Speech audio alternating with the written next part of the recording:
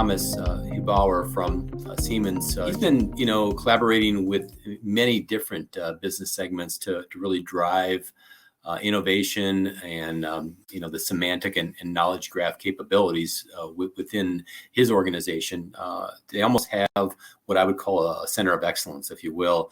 And his topic and title, doesn't give, many hints as to how the transformation story he'll be unveiling here, but doesn't bother me any. I think we're going to keep it that way. So, Thomas, please tell us more about what you mean by there's an edge to that. Yeah, thank you, Steve. Hi, everyone. Really great to be here again. Yeah, there's an edge to that. I didn't come up with the title. Actually, I stole it from one of our colleagues in the team who's driving that project, which I will be presenting. The key idea basically is, I guess there's more people for whom English is the language they grew up with.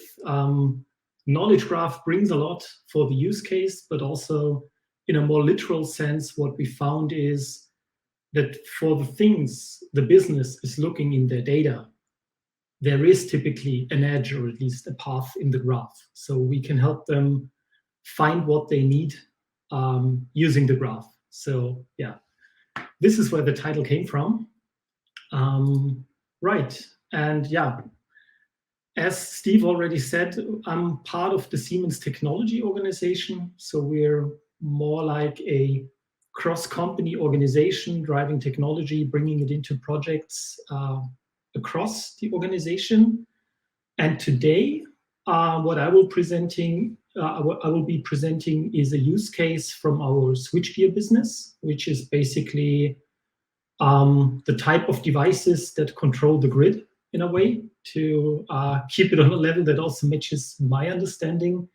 And more specifically, we will be looking into what they call the future of their CPQ process, where by CPQ, they basically understand the process of creating accurate and configured quotes based on the requirements that a customer has.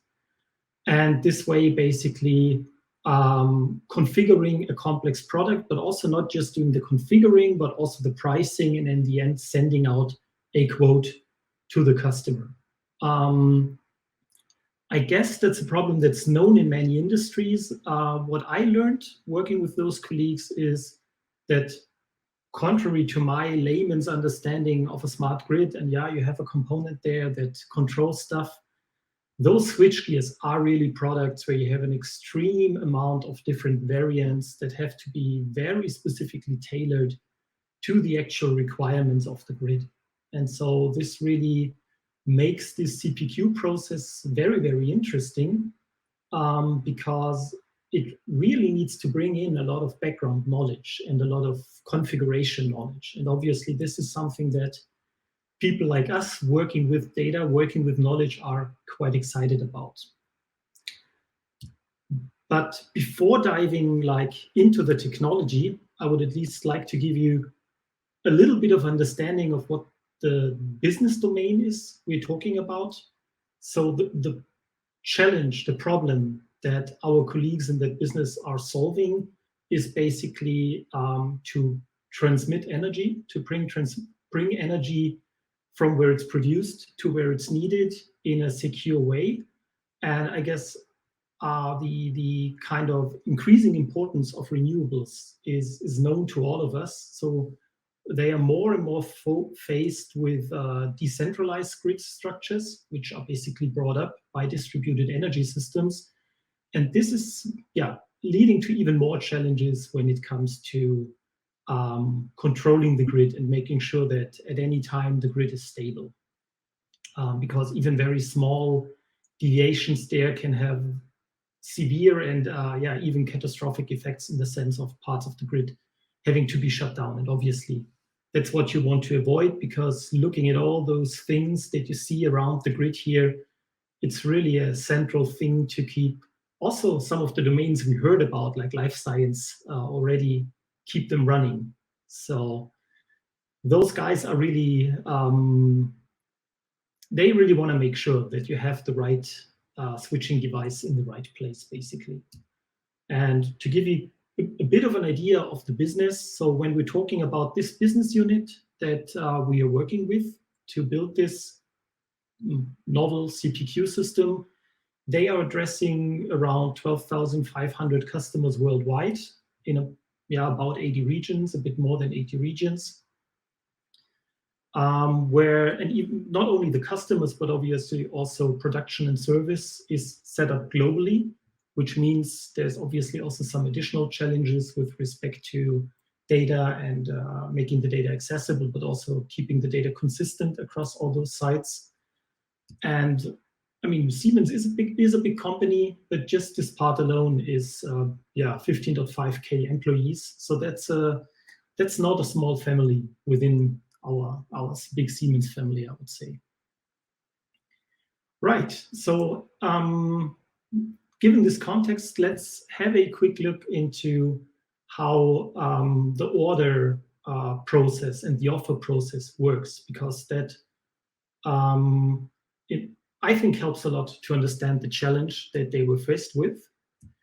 So considering the scenario where an offer is kind of being driven by the Siemens side, you have people using their tooling to look at the customer base, existing customers, potential new customers that more have a view on like the customer-centric data, but obviously installed base and so on, and assess the current situation to identify and develop opportunities. Based on that, if there's kind of a lead you want to follow, one part is more the technical side, where then basically based on requirements they know and new products that might be available, they need to go into quite a complex process of really coming up with a detailed configuration. Going back to the order process, so there's dedicated systems that are being used to come up with configurations for a specific switchgear system, given the customer needs and the situation of the grid, basically. And this is also kind of spoilering that part already. This is not something we are replacing. So we are not building a knowledge graph that fully does configuration of everything, because we trust in the right system for the right tasks. And those configuration systems, they are really highly specialized in solving constraint problems, finding optimal solutions. And this is not something where we want to throw away what has been there, but we want to kind of include it in the overall process in a much better way. And this is what I'll be presenting. Obviously, this more technical view is always accompanied by the business view on things. So whenever you come up with a configuration, obviously, the next question is, how much does that cost? And would a customer be willing to pay for it? And so it's an interplay, basically, between commercial offer, configuration, and obviously also, last but not least, management approval. Once this is kind of settled, there's a quote being put together, and this basically gives us the CPQ. It's configuration, pricing, and the quote sent out to the customer. And then we're kind of leaving the domain of Siemens and also the Siemens tools. And we have, hopefully, the customer being totally excited about the offer we made him and sending his order. And from that, we're basically going back into the Siemens systems, where then this configuration is broken down even more and really brought to the level of a technical design. Also here again, there's like an interplay with the commercial side. And in the end, this, obviously, this is not something that happens independently of the customer, but it's really about fine-tuning the offer. And in the end, then being able to have a producible switchgear, which can be transferred to the factory, be produced, and in the end, then being shipped. So this is the overall process we're looking at. And I guess what this shows already is it is a process that needs to connect different tools, different data sources, and different capabilities. So it's understanding the customer, but also technical configuration and breaking technical configuration down to actual production plans. And if we look at this situation a bit more from the data perspective, then basically this complexity is also reflected by the variety of systems that we have encountered when we also started working on the topic together with our colleagues in the smart infrastructure business. So there is systems for opportunity management, there are systems for order execution, for controlling production. Obviously, design information is kept in a system which could, for instance, be Teamcenter. And what you see here now nicely is all those edges connecting the things. But obviously, in the beginning, those edges are not really there. They may be there in the head of a technician. So it's the typical knowledge that your experts bring in. But in the end, what we do is overlay this with a knowledge graph that allows us to connect and pull together all this information. And this is also where this idea of the future CPQ process in the SI business is based on. So we retain the original systems, but we connect their data, bring it together, and improve the overall process. Looking a bit on a very high level, obviously, at the project plan, where we are at the moment is we're already quite close to having a successful pilot. So it says 2023 here, but we've already made quite some good progress and have one of the product families covered quite well and are already kind of working on improving things. And the goal would then be to have about 2 years to really roll this out to the complete offering. Right. Now, who's the consumers of this data? So the one is obviously bringing the data together into this, call it a data fabric. But the more interesting part is, what are we planning to do with the data? What I mentioned already is this whole process about configuration, pricing, quotes, so the CPQ process. And this is not only focusing on the switchgear cores itself, but obviously also about what they call secondary devices. So additional equipment around that's similarly important for the business, but for the sake of simplicity, we basically talk about switchgears here. The key thing we want to achieve, and I guess the use cases I'll be explaining in a second explain quite well why, is we want our data model to, on the one hand, be seamless. So we do not want the domain user to have to know where data is coming from. The domain user should see this one integrated data space, be able to work with the data, query the data, access the data, make use of it, and not have to care where this data actually resides. Of course, many of those experts do know, but we want to take this burden of basically going to one system, finding something you can use as a key to look into the next system. That's not what we want them to do. We want them to see this one integrated graph and not have to care about which of many silos actually the data is lying in. And we want our data model is here called replicable. So what do we mean by that? It should not only work for one switchgear family, but basically as a starting point, we're saying it should work for all medium voltage switchgears. So that's the business we're talking about here. But I would say luckily we have over the last years quite successfully also managed to build up a community around within Siemens around this topic of data modeling. So basically the models we are building here are based on proven modeling approaches, proven reusable models in a way. So we have like certain modules to talk about things that are also being reused here. And so while here the initial idea is we want this to work for all medium voltage switchgears, we're quite confident that actually the models will also be applicable to, for instance, the high voltage switchgear business, which is working on very similar topics actually. I mentioned already configuration is one part, calculation, pricing is the other part. We want this process to be automated as much as possible, and that's very important for the business. It should be a two-way thing. So we do not just want to pull data, which is typically the easy thing, talking about federated systems, about virtualized knowledge graphs.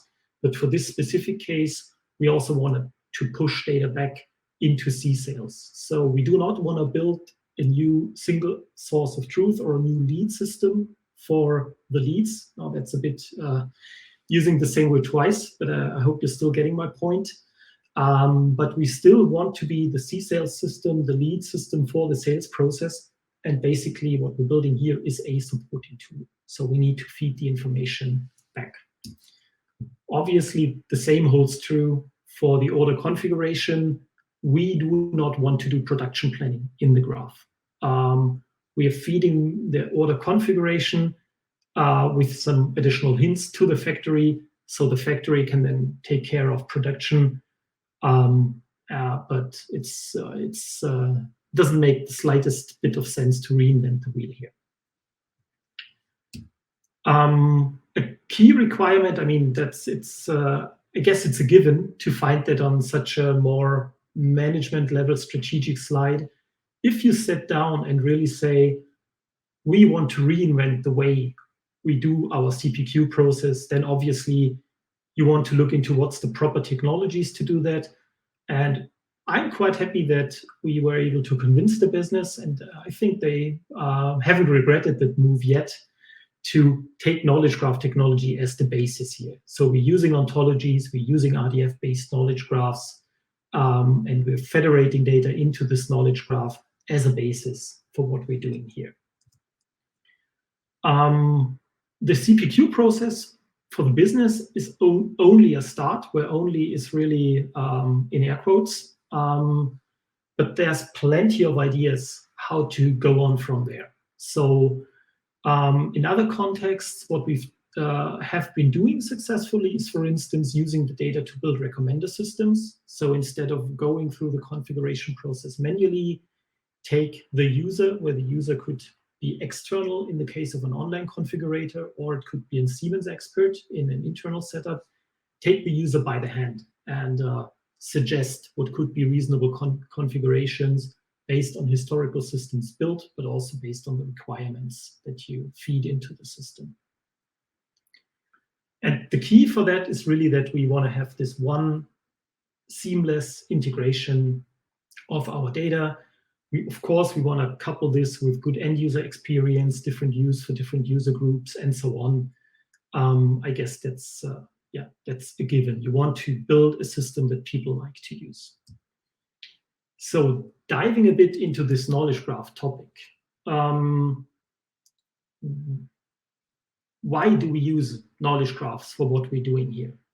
On the one hand, we like to use the power of ontologies and semantics. So it gives us a language, plus not only a language, but also kind of automated capabilities to represent the domain knowledge in a way that's verifiable, and where also your knowledge, and I'll have a slide on that later on, your domain knowledge is like a prime subject that you can talk about. You can explore your knowledge. It's not hidden somewhere under the hood, but you can really, that's one of the nice features I think about RDF and OWL. It's the same formalism used to represent your data and your knowledge. So you can explore, not only explore your data, but also explore your knowledge. As a second key decision, we are basically aligning our models against industry standard wherever it makes sense. Here specifically, the standards that are relevant for us are the ISO 15926, which is actually also gaining some traction across Siemens. And yeah, of course, the declarative approach allows us to verify our models, to do QA on the models. So yeah, but let's get to that. I have a slide on that. Let's get to that later. The second big benefit of using knowledge graphs is, if you think back about 2 slides, I showed you that our data landscape is quite heterogeneous. The data we need to use is living in all those different systems. So data integration is key. We won't be able to solve this use case if we don't have an easy and nice to use way to integrate data. And this is why these schema-less, or maybe rather schema-on-read capability of RDF is coming in quite helpful, because it allows us to basically first bring data into the graph in a kind of schema that's still very close to the source, but then, if need, overlay it with several layers where we can then tweak the schema, or just on a read operation expose the schema that a user wants to have. Also, we're making heavy use of named graphs, and that's a bit shown here on the right, to basically provide consistent views on the data, but also be able to talk about things such as historization. So for instance, you see this one layer talking about one specific switchgear. This layer is referring to information from a common switchgear feature graph. So we basically, the concept of URIs, of node IDs that don't change, allows us to connect those different graphs, and basically by the type of the switchgear or a specific component refer to other graphs that give us more generic information, but also then via paths in this other graph connect again, for instance, to analytic results that can help us understand the situation for this specific switchgear. So basically, those named graphs subdivide the space into something that's easier to manage, easier to maintain, but we still have the capability to basically, explore our graph as one thing. One additional thing that's not really mentioned here, but that we've also introduced from the beginning, basically, is historization of all the data. And this is one additional thing why we like to use the named graphs, because this really allows us to trace evolution over time. And when something changes, we basically keep the old data, so we can at any time go back and, for instance, for a configuration, say, well, at the time where this configuration was made, those were the properties of this product. And so we can also retrospectively verify configurations and decisions taken. A key thing in all of that is for us that as much as possible, we try to remain in the W3C standardized world. So we really want to avoid vendor lock-in as much as possible. As I said already, at some places, we're just keeping existing systems. So certainly there is a lock-in, but in everything we're building now, we're really trying to be as true to the standard as possible to, not run into any deadlocks or bind ourselves too tightly to the one vendor or the other. Multi-platform will be a topic for the future. At the moment, it's based on AWS, as I think it was mentioned on one of the previous slides. The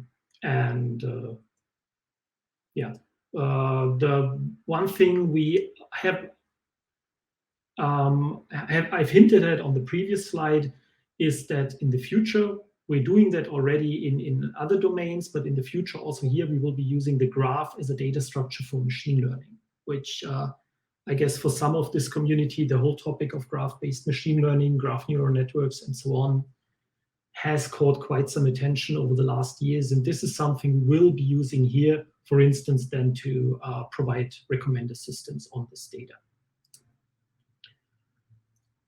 Good. Now we have this graph, but still the question is, how does this interact with actually the business IT systems? And we are in kind of a brownfield scenario where we cannot just decide all this other stuff is not needed anymore. So the system we built, and this is a very high level view, basically we have our pipelines that bring the relevant data into the knowledge graph. As mentioned, some of the data is integrated physically, some is just kind of federated in a virtual way. And the type of data this includes is really configuration data, it's product data, it's pricing data, it's the information about the switchgears, about the different, basically the product catalog itself. And on top of all of that, basically, we provide a UI that allows people to provide requirements, trigger the configuration process, but also look into rules and explore and change them. This is something I'll get to on the next slide. To now connect this to the existing business IT, our way is, I would say, relatively straightforward, because again, we want to remain as generic as possible. So we rely on Sparkle queries here to provide exports, which we then, in a second transformation step, basically transform into data that our CPQ system and especially the configuration system can understand. So the whole configuration pricing part, we then do over here, but what we do is basically we provide all the information for this configuration and optimization problem and provide it in a way that, yeah, those systems can easily work with it. And from there, the actual production process gets triggered, but it's not like a dead end, because what we do is we transfer configuration and resulting project back and also ingest it into our graph. So basically with every configuration we do, the graph gets smarter, and we make use of this historic, or will make use of this historic information in the recommender systems that I've now mentioned a few times. So this is basically already the preparation to learning from the configurations we're building. Quick look at our data model. This is really the kind of core data model we use to talk about configuration knowledge in this project. So a part is just a very generic thing. Anything in your switchgear would be a part, and they have different features, which can typically have a number of values. It could be a range, it could be like an ordinal scale or whatnot. And we have so-called interlocking rules, which basically express which combination of values are permitted. So this is basically the formal representation of the configuration part, or of the permissibility of configurations. So which configurations are valid from a technical view. That could be very straightforward things like if the frequency for one of those components is 50 Hertz, then it wouldn't make sense to choose another component that has been built for a 60 Hertz market. They just wouldn't be compatible. So that would be a very simple example for such an interlocking rule, obviously. Then a second thing we need is selection rules. So basically, they help us to not just find any permissible solutions, but find optimal solutions in the sense of which concrete materials to use and how to map this to an actual resulting price of the overall configuration. And this data model is something we use internally to maintain the data, but also to create or to trigger the creation of the constraint problems that we feed to the other systems. But we also use it to basically as a means for interaction with the domain expert. What do I mean by that? One thing we've been doing is basically visualizing those rules, and this way allowing experts to understand those rules and dive into those rules on a much more interactive level than they would have if they see them, for instance, and now you might laugh, represented in Excel, but that's something we've seen a lot. Actually, already that is helpful, because what we found is just the visualization already helps experts to say, yeah, but that doesn't really make sense. Why should this parameter here be relevant? And so already based on this representation, we have had several revisions of rules where experts got confused by what they saw, dove deeper, and basically fixed configuration knowledge. So the capability to visualize this knowledge and make it accessible to the expert in a easier to understand way has already shown its value there. Obviously, there's more you can do. I kind of advertised already that we like to make use of the formalisms behind. So one thing we've done is basically decomposing configuration rules. So to get from very big, and now it's represented here as a table. Actually, that's seen a lot in documentation. So when documenting those rules, what we found quite often in the data is such type of Excel-based representations. But applying a bit of basic logics and transformation, what you can do is basically break such a relatively big rule down into a few smaller rules, which then are, of course, easier to maintain, easier to understand, faster to execute. And that's where we want to get to. This is basically looking at one rule, and the same thing we do is basically for combination of rules, where we again use logics and are also exploring things such as formal concept analysis, for instance, to look at the rules as like a first class object and understand how those rules are structured, how those rules can be simplified step by step, and in the end then give us fewer and easier to understand rules where redundancy is kind of factored out. Okay, closing my presentation and getting to the Q&A section. So just as a recap, why are those guys doing it? One key for them is obviously time to market. So they want to be quick at bringing out new products, updates, features. And here really the idea of making the knowledge a first-hand object, making it verifiable, making it testable, helps us to improve data quality and integrate new knowledge faster. Also for things such as data entry, I mentioned we have UIs. All those UIs are kind of backed by data quality rules that come from our data model. So already on the entry of data, we can improve what experts do. Basically, I gave you a quick glimpse of basically the transparency we're providing. I was more focusing on the rules, but obviously having all this knowledge in also helps to do dashboarding and things like that. It's all those features that having all your data in one place gives you, even if it's just virtually. And last but not least, we're really saving time and cost in the CPQ project. And the customer already sees now that with this pilot, they're getting an increased efficiency in the offer and order handling due to this new process. Right, and with this, I would like to open for questions. So here's one about how our architecture differs from using from a knowledge graph using NLP. Well, in our case, in this project, NLP doesn't play too big a role because the configuration knowledge is available in structured formats. So I think last year I've been presenting a use case that is making heavy use of NLP and information extraction from images and documents.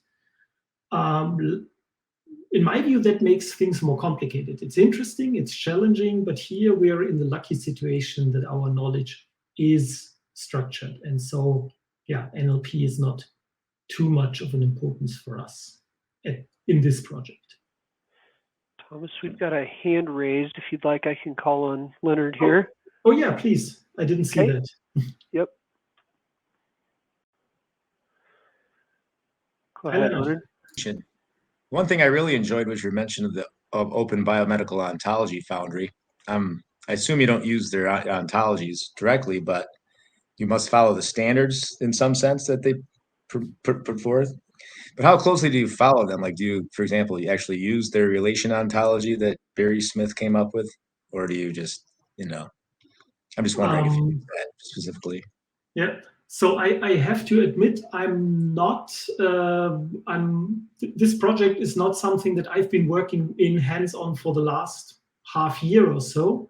So when I was still there, we were primarily inspired by the modeling paradigms in a way. So a bit like we're also doing with ISO, where we pick out the things, and for instance, in many projects like to follow the quality pattern of ISO 59264. So that's the level of using it that I'm aware of. But I'm happy to follow up with the colleague who's now doing all the dirty work in there and get back to you if that's of interest. Great. Got another one here from Ben with AstraZeneca. Go ahead, Ben. Hi, Thomas. Very interesting presentation. I think one of the challenges we probably all have is how do we do this on an enterprise scale without needing an army of semantic engineers to do it? So maybe you could speak a little bit about how you're minimizing the semantic engineering dependency. Mm-hmm. So I wouldn't claim we've solved this problem. So there's a different, I guess we have a number of puzzle pieces we're trying to put together there. On the modeling side, it's really, we do have this central community we call around a thing we call the ontology library, where we really try to come up with reusable building blocks and reusable ontology models that can be used to talk about certain things. For instance, I've just done a redesign of our bill of quantities module.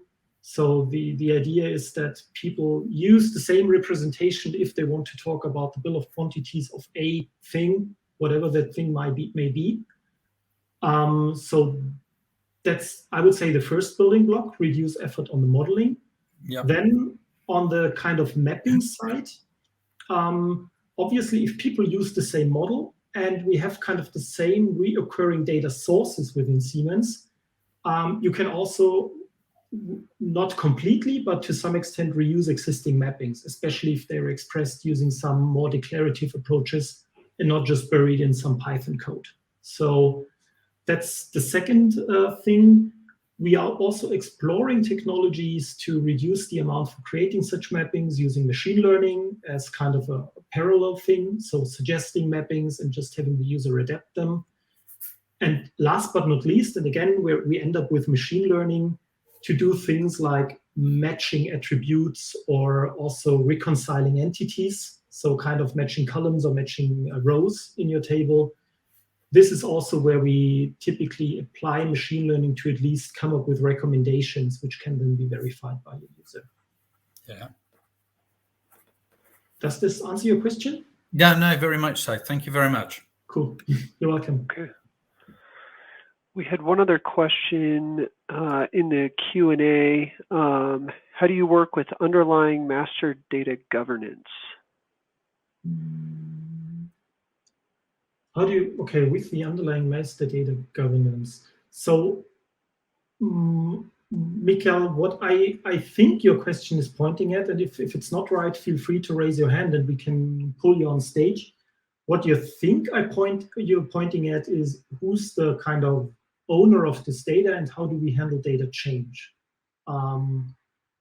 So following down that idea, the owner of this data remain the underlying systems. This is why wherever it makes sense, we're basically trying to federate data. Sometimes we keep a timestamped copy. That's what I tried to explain by having this snapshot with a timestamp in a separate named graph, so we can refer to previous information. But the lead for this data and the responsibility for this data remains in those source systems, which of course also means if this data changes, this can trigger changes on our side. And we try to automate this as much as possible by pipelines, but again, full automation is not something we will get there. So there'll always be some maintenance. Right. I hope, Mikkel, that was helpful. I think there's a follow-up question from James on the historization. So, yeah, I see no raised hand. Yep. Right. So how do we do historization? It's not something where we would always, for every project, use the same approach. The two approaches that I see being used in different projects is either based on named graphs. This is what we're making heavy use of in this use case. So basically, we consider the whole bunch of, for instance, the whole BOM we get from a system as one entity. We keep this BOM in one named graph, and when it changes, we create a new named graph. We keep some, we use, for instance, Provo to be able to talk about that this new graph is derived from the old graph by a certain change that happened by user X at time Y. And then we have a copy of the BOM with its change. So that's more like, I would say, a snapshot type of semantics. In other use cases, we do apply historization on the level of properties. So I mentioned we have a relatively similar use case at Siemens Energy when we're talking about the high voltage switchgears. And there we're relying on the ISO idea of having a quality, which is kind of a reified property. And then we basically, so here you mentioned it already, we use reification to basically be able to say at that point in time, this was the value of the property. At that point in time, there was another value for that property. Good, let's see, there's one comment. So before I go to the last, okay, there's one on the technology stack for physical versus virtual knowledge graph integration. Let's see, let's go to the one in Q&A first. Approach for using SAP data. Not as nice as I would like to have it. But on the other hand, I can understand it. So I have not yet seen any project where we would have write access to a productive SAP system. I guess for this, those systems are just too critical. It's typically the most we get. So when it comes to accessing data from SAP, it's typically either via some, I see there's some comment. Okay, so there's two options for accessing data. Either we, typically in the beginning, we work with dumps, and then we try to kind of progress to something where we can retrieve the data via some API facade. But also that is typically quite some IT project to get them set up. So we don't have the perfect solution there yet. And when it comes to writing back data, it very much depends on the use case and on the owner of that system. I've seen anything from using third-party tooling to write load scripts, which then write the data to SAP, to SAP experts importing the data. So, but it's what we definitely do not have is like API access to write data to a productive SAP system. And I'm not sure that will happen soon. Thank you again, Thomas, so much. Thanks for your interest.